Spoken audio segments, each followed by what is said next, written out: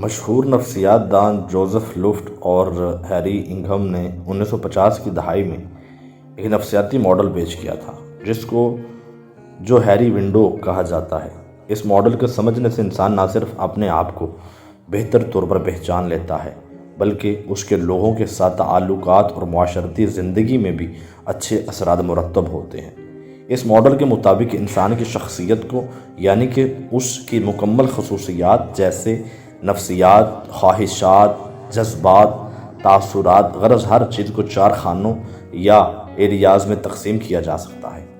یعنی انسان سے جڑی تمام چیزوں کو ایک کوادرنٹ میں تقسیم کیا جا سکتا ہے۔ یہ 4 خانے یا ایریاز مندرجہ ذیل ہیں: open area, blind area, hidden area اور ان نون ایریا۔ اوپن ایریا یا ٹرانسپیرنٹ سیلف جسے کہتے ہیں، اس حصے میں وہ چیزیں ہوتی ہیں جو ہمیں بھی معلوم ہوتی ہے اور لوگوں کو بھی معلوم ہوتی ہے، مثال کے طور پر ہمارا قد کاٹ، صحت، کپڑے، مشاغل وغیرہ وغیرہ۔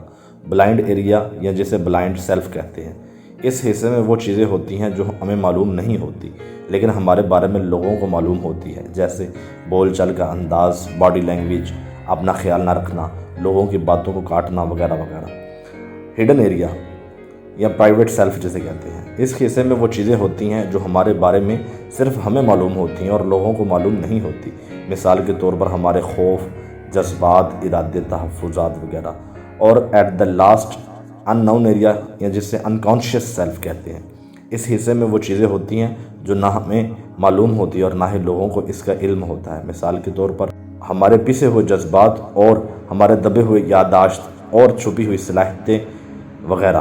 انسان کو چاہیے کہ اس کا اوپن ایریا جتنا بڑا ہو اتنا بہتر ہے، اسی طرح انسان کے بلائنڈ ایریا کو کم سے کم ہونا چاہیے۔ جہاں تک ہڈن ایریا کی بات ہے تو اسے بیلنسڈ ہونا چاہیے، زیادہ شیئر کرنا بھی درست نہیں اور بالکل شیئر نہ کرنا بھی درست نہیں ہے۔